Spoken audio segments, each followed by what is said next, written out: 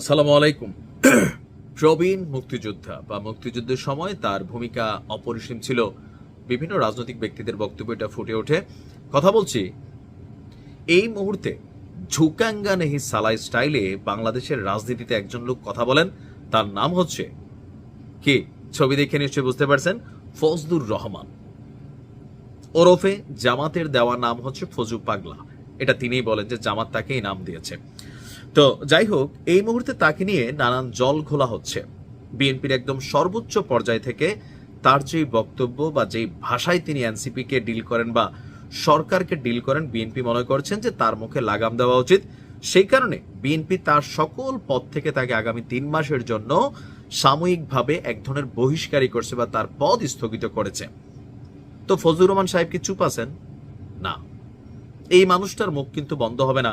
কেউ কেউ বলছেন যে তার বয়স হয়ে গেছে অনেক, আর এই বয়সে আইসা তিনি যেভাবে কথা বলেন, মানে দল থাইকা শাস্তি দেওয়ার পরেও তিনি তার যুদ্ধ থামাচ্ছেন না, বাকযুদ্ধ। তিনি বলছেন যে ডক্টর মোহাম্মদ ইউনূসের অধীনে সুষ্ঠু এবং নিরপেক্ষ নির্বাচন হবে, এটি আমি বিশ্বাস করি না। এনসিপি ডক্টর ইউনূসের দল, আর জামাতের সঙ্গে ডক্টর ইউনূসের রাতের যোগাযোগ আছে। মানে ভাষা কিন্তু বন্ধ নাই, মুরব্বী মানুষ। প্র্যাকটিক্যালি দেশ চালাচ্ছে কারা? জামাত ইসলাম। ঢাকা প্রেস নামক একটি গণমাধ্যমকে দেওয়া সাক্ষাৎকারে ফজলু সাহেব বলছেন যে বীর মুক্তিযোদ্ধা এবং সাবেক মন্ত্রী লতিফ সিদ্দিকীকে গ্রেপ্তারের বিষয়ে তার বক্তব্য যে এ বিষয়ে নিন্দা জানানোর ভাষা আমার নেই, মুক্তিযুদ্ধে তার অবদান অপরিসীম।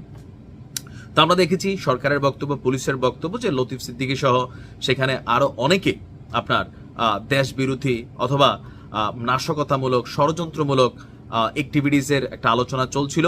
তো সেই কারণে তাদেরকে সন্ত্রাস আইনে মামলাতে কিন্তু দেওয়া হয়েছে। তো ওই বিষয় নিয়ে তিনি এখন বলছেন যে লতিফ সিদ্দিকীর বয়স এখন 87 বছর।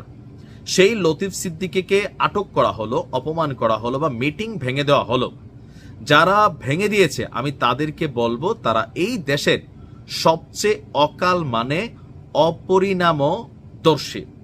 তারা বুঝতেছে না এই দেশের পরিণামটা কি হবে, এবং তাদের পেছনে একটা কালো শক্তি আছে যারা এই দেশটা দখল করে ফেলেছে।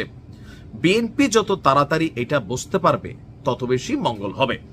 আর বিএনপি যদি না বোঝে তাহলে এই দেশের কপালে অনেক বেশি দুঃখ আছে। এখন তিনি এই কথাটা বিএনপির প্রতি এক ধরনের মানবিমান ক্ষোভ থেকেও তিনি বলছেন যে যেহেতু বিএনপি তার দল, তিনি দলের পক্ষে বা বিএনপির পক্ষেই কন্টিনিউ ডিফিট করছিলেন, সেই ক্ষেত্রে তার দল উল্টো তাকে এক ধরনের পানিশমেন্ট দিছে। সম্ভবত তিনি এই জিনিসটাই, অভিমানটা ঘুরে ফিরে তিনি প্রকাশ করেছেন। তিনি বলছেন আমি যে সবসময় বলি দেশটা বকলমে পূর্ব পাকিস্তান হয়ে গেছে, এটা বাংলাদেশ না। এই দেশটা স্বাধীনতা বিরোধী শক্তির হাতে এখন বন্দী, এটাই হলো দেশ। তো মোটামুটি লম্বা চূড়া বক্তব্য, যেমনটা ঝাঁঝালো বক্তব্য তিনি গণমাধ্যমে দিতেন, তেমনটাই সেই গণমাধ্যমের সাংবাদিকদের সামনেও তিনি উপস্থাপন করলেন। তো পরিস্থিতি যে অবস্থা, আসলে কি ফজলু কাকুরে থামানো যাবে? বিএনপির অ্যাকশন নেওয়ার দরকার ছিল, অ্যাকশন শেষ। এর বাইরে বিএনপির অ্যাকশন নেওয়ার সুযোগও নাই। তো ফজলুর রহমানকে আসলে থামবে? তবে পরিস্থিতি যে অবস্থা ধারণ করছে, ওনার বিরুদ্ধে মাঝে মাঝে যে উত্তাল হাওয়া, বা ওনার বাড়ির সামনে কই থেকে এক নামধারী স্টুডেন্ট, আমি তার নামধারী বলবো, হয়তো তার বাপ মা তার শিক্ষা দেয় নাই যে টিনের সালে কাউয়া ফজলু আমার ... এই ভাষা একটা মেয়ে দিচ্ছে, বুঝতে হবে সে কোন টাইপের ছাত্রী। তো এর পরিস্থিতিগুলো কিন্তু একটা বার্তা দিচ্ছে যে যে কোনো সময় তিনি একটা বড় ধরনের অপমানিত হইতে পারেন। এটাও একটু মাথায় রাখা দরকার। ভালো থাকুন।